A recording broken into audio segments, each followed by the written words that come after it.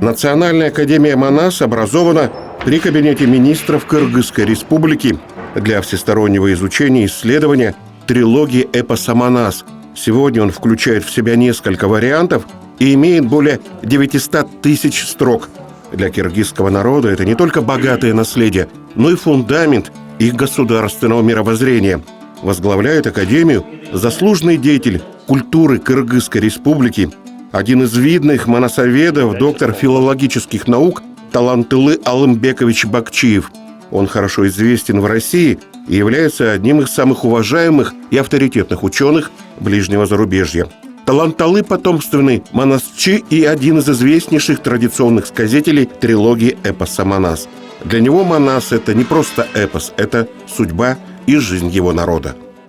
Для нас эпос «Манас», которому более 1000 лет, оно является таким очень ценным наследием наших предков. И время от времени в критических ситуациях для нашей страны, для нашего народа мы обращаемся к эпосу «Манас». Это тот справочник, это тот источник, с помощью которого мы идем вперед и живем. То есть это источник для подпитки, это наш аккумулятор. Это то, что еще имеет такую духовно-энергетическую часть. То есть, имея в сердце, имея в сознании, в понимании Манас, мы чувствуем себя кыргызом. Мы понимаем себя как кыргыз. И это делает нас более таким народом, как, скажем, в первую очередь уважающий свое прошлое. А без прошлого ведь не будет и будущего. Штат Академии небольшой, всего 35 человек, но их вклад в изучение эпоса огромен. Исследуют не только текстологию и семиотику, но и новые методы изучения эпоса и сказительного искусства. Также можно найти ответы на историю народа, одним из которых является поиск прародины всех тюрков. Многие тюркские народы, в том числе и киргизы, считают родиной благословенный Алтай. Ведь сам великий Манас родился на Алтае. Любой эпос это является энциклопедией для народа. Это тот источник, от которого мы берем ту, скажем, то непонятное, которое является, то есть то непонятное для современности. То есть, как сказать, я считаю, что любой эпос еще является и всегда современным, если правильно подойти к этому, и своевременным.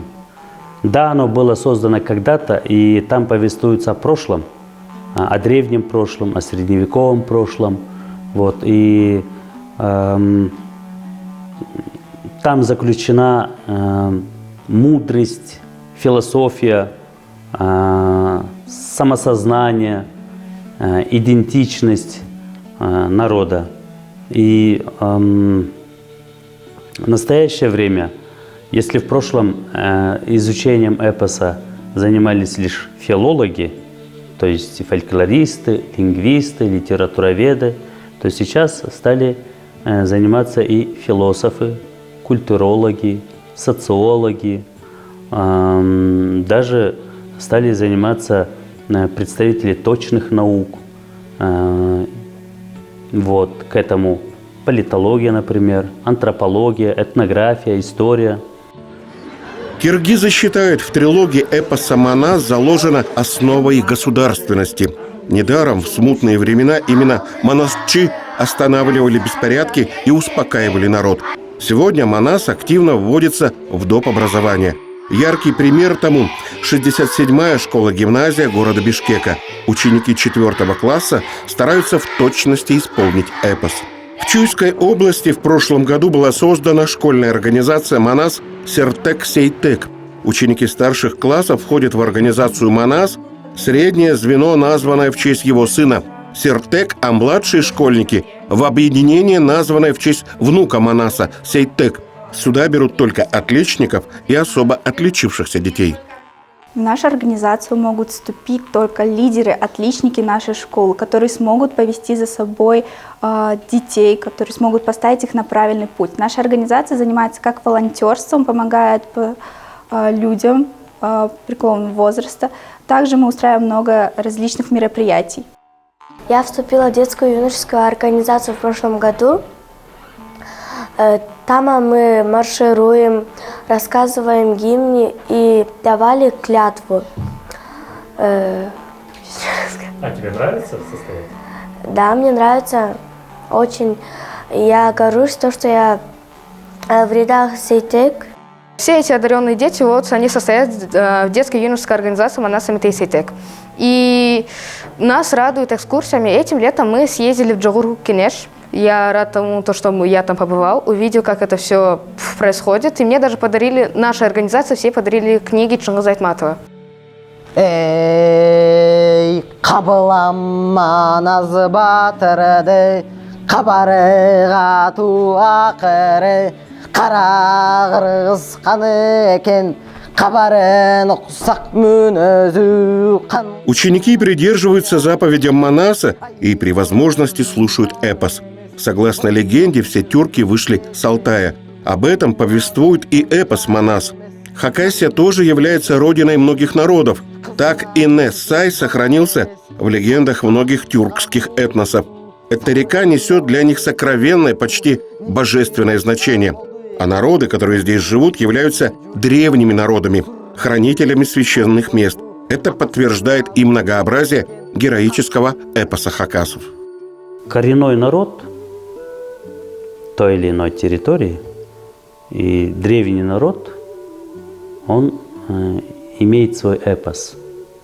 То есть тот народ, который имеет свои корни. Это очень важно.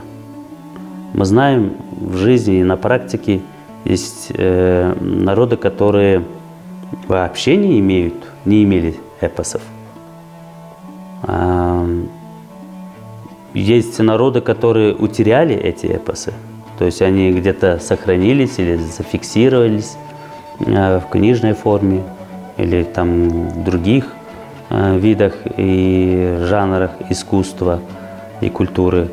Но в той изначальной форме, традиционной форме сохранились сегодня только лишь те народы, которые действительно имеют свое настоящее прошлое, истинное прошлое. Это именно те народы, которые являются древними народами, которые состоялись как народ. И они создали эти эпосы. И поэтому и эпосы называются народными. Это те народы, которые имеют свои корни.